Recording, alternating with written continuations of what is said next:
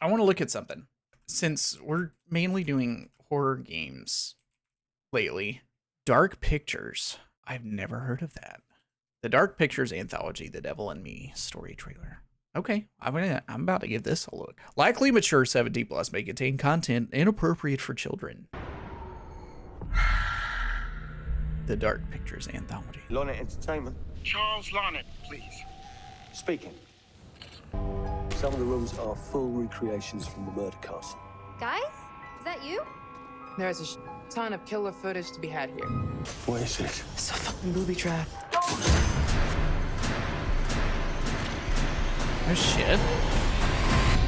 I've told you what I have. Please don't waste my time. Hey yo. That in itself looks really Am I good. send in the car or not? Look up H.H. Holmes and the Murder Castle when you have a chance based on some real history. Oh? Let's look at this.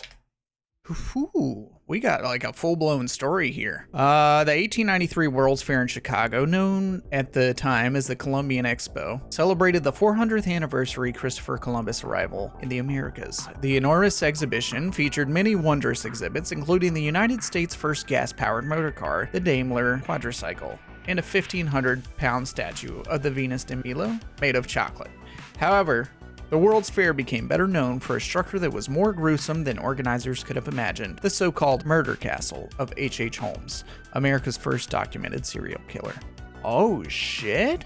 Historians believe Holmes, a masterful and charismatic con artist, had swindled money from his drugstore employers. He purchased an empty lot in the Englewood neighborhood of Chicago and built a labyrinthine structure with shops on the first floor and small apartments above. The edifice became known as Holmes' booby-trapped murder castle. According to sensationalist reports, the space featured soundproof rooms, secret passages, and a disorienting maze of hallways and staircases. The rooms were also allegedly outfitted with trapdoors over chutes that dropped Holmes's unsuspecting victims to the building's basement. The basement, claims said, was a macabre facility of acid vats, pits of quicklime, often used on decaying corpses, and a crematorium, which the killer used to finish off his victims. All of these descriptions, however, were described by what were likely overly embellished or even fabricated news reports in the 1890s.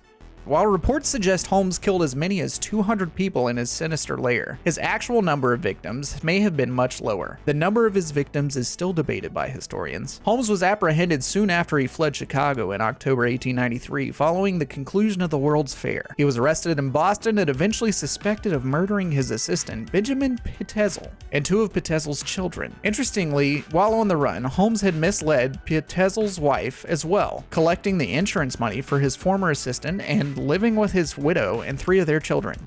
Police eventually discovered the body of one of the murdered children, and this discovery led to Holmes's arrest. Following his arrest, Holmes claimed to have killed more than 200 people in his murder castle. He ultimately confessed to murdering Pitezel and two of his daughters, and experts now believe he may have, in fact, killed as few as 9. Still a significant number, but not the scores the killer claimed. While in captivity awaiting his trial and sentencing, Holmes authored an autobiography, Holmes' Own Story, in which he wrote, "I could not help the fact that I was a murderer, no more than the poet can help the inspiration to sing." The most famous literary work on Holmes, however, is the best-selling nonfiction novel, The Devil in the White City by Erik Larson, which was published in 2003. After a brief incarceration, Holmes was hanged for his crimes in Philadelphia in 1896. His body is buried in Holy Cross Cemetery outside the Pennsylvania city. Despite Holmes's arrest and execution, rumors have persisted for more than a century that the serial killer bribed authorities to avoid punishment. The theories suggest that Holmes was allowed to escape and that officials hanged another man. In response to these rumors, in March 2017, Holmes' descendants who live in Delaware petitioned to have his remains exhumed so that they can undergo DNA testing. The results concluded the remains did in fact belong to Holmes. Meanwhile, the fate of the site of the killer's exploits is also shrouded in intrigue, with Holmes allegedly safely ensconced in prison. In 1895, the murder castle was gutted by fire, after witnesses reportedly saw 2 men entering the building late one night. The building itself remained standing until 1938, when it was torn down. The site is now occupied by the Englewood branch of the U.S. Post Office. Huh. Shit. That's crazy. That's pretty dope. I want to play them all now.